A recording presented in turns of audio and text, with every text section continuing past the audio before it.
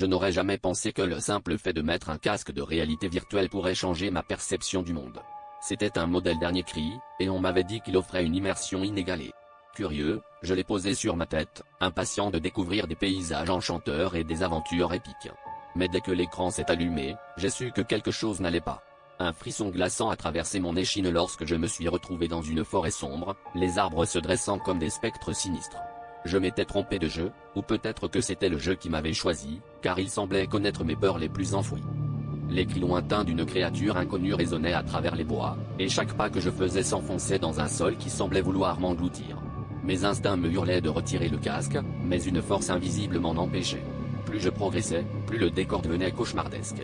Les ombres prenaient des formes presque humaines, me regardant avec des yeux avides.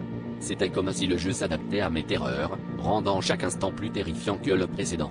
Un murmure incessant me disait de continuer, qu'une vérité cachée m'attendait au bout de ce chemin infernal. Soudain, la forêt s'est ouverte sur une clairière éclairée par une lune rouge sang.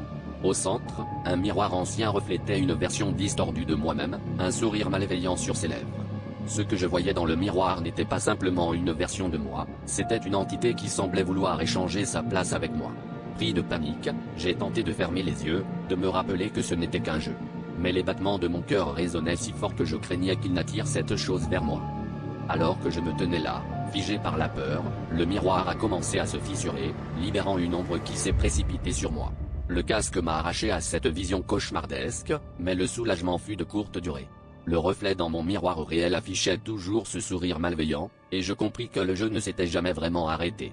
Peut-être ne s'arrêterait-il jamais, et que cette entité avait bel et bien trouvé son chemin vers notre monde.